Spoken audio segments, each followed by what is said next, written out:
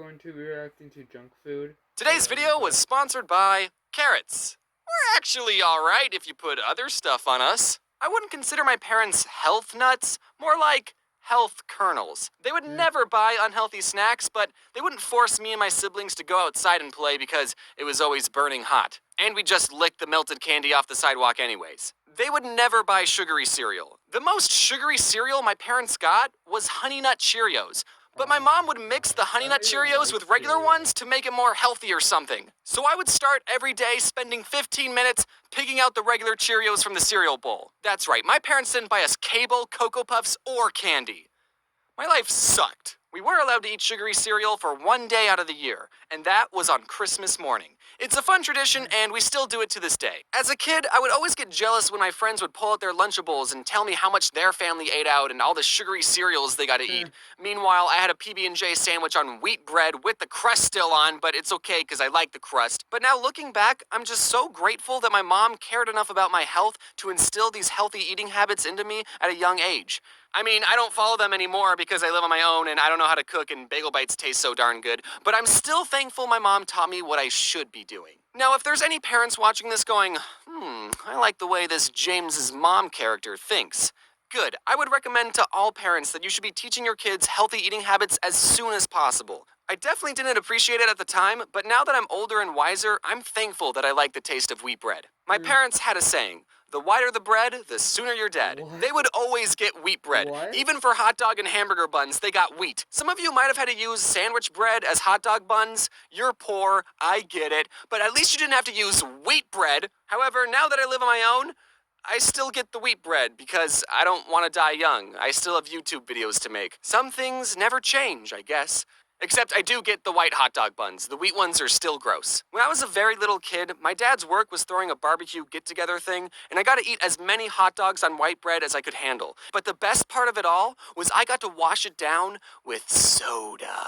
Listen, I was very sugar-deprived back home. I had to catch up on all the sugar I was missing out on. I don't remember what the soda was exactly, but let's just say for the sake of this story, it was an original bottle of Coke from the 1800s. It might as well have had cocaine because I was addicted to all the white powdery stuff they added into that drink. Pretty soon, my tummy started to get the rumblies, and I had no idea what was causing it. So I told my dad, "Dad, my tummy hurts." And he said, "It's probably because you're dehydrated.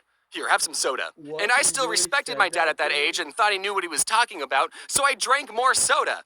And then I threw up, and my dad said, "We should leave." I mentioned this next story in my first book, available in bookstores near you. Be on the lookout for book number 2, coming out at the end of March. But one time my mom bought a giant 3-pound bag of Skittles. I forgot what she bought them for, but they definitely weren't for us. She locked them away in a closet because she knew what us kids would do if we got our grubby little hands on the Skittles. This wasn't the first time my mom had to hide candy from us, but this time she forgot to lock the closet, leaving the Skittles unprotected. And me and my older brother ate the entire thing, and we would have gotten away with it, but then something came up. Puke. I threw up on the family room carpet. My mom saw how rainbow the throw up was and immediately put 2 and 2 together and knew that we had gotten into her Skittles. The funny part of this story is that my older brother got punished, but I didn't. Because according to my mom, I had already suffered enough. And that's why that story is in the chapter titled, Perks of Being the Younger Brother. Anyways, don't eat so much candy that you throw up. Okay, I'm gonna be talking about M&Ms for a while, so to make it go faster, instead of saying M&Ms, I'm just gonna say In one of my older videos, I said that my favorite candy bar was and every time I would tell people that, they would always say, "That's not a candy bar." I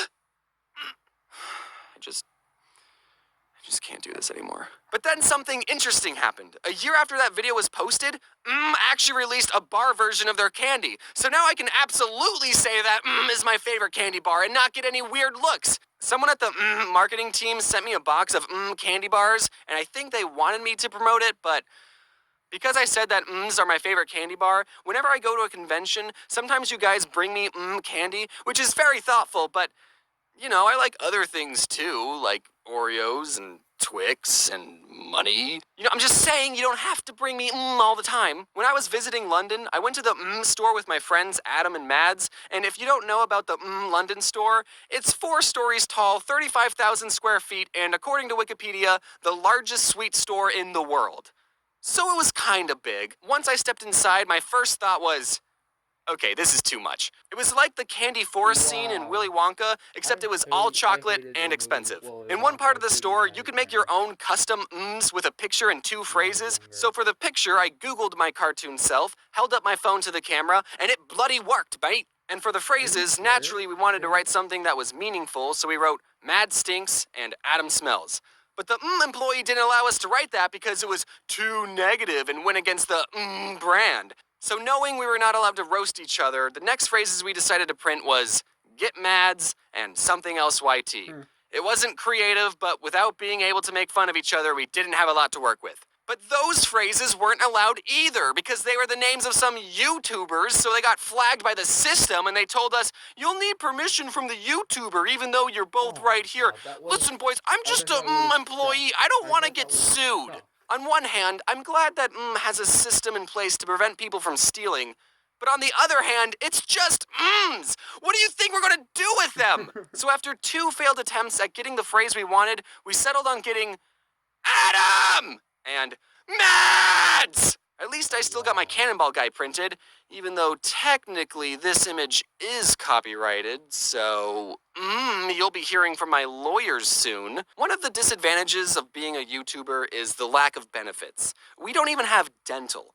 And with all the junk food I'm eating and the flossing I'm not doing, I should probably see one. Can I confess something? I didn't know dentists were optional. I thought they summoned you to their offices like jury duty. That's what it felt like when I was a kid. I've never gotten a cavity though, at least not one that I know of. So at least I'm doing something right. Now comes the part of the video where I give you advice on eating healthy, but I'm still working on that myself. And when I don't know what to eat, I can't help but biting down on a delicious carrot. Carrots are the most popular vegetable in the world, having been nominated as the best orange thing ever. Use code ODD1 next time you purchase a carrot to get 5,000 free carrot points and a bunch of weird looks at the grocery store. Give your body the fuel it needs. You wouldn't pour soda in a car engine and expect it to run. Of course, that's not really the best metaphor to use because you also wouldn't pour water into a car and expect it to run. I guess everyone drink gasoline because cars and people are the same. But the point is, you've only got one body, so you should take care of it. Hey guys, hope you enjoyed the first video of 2020.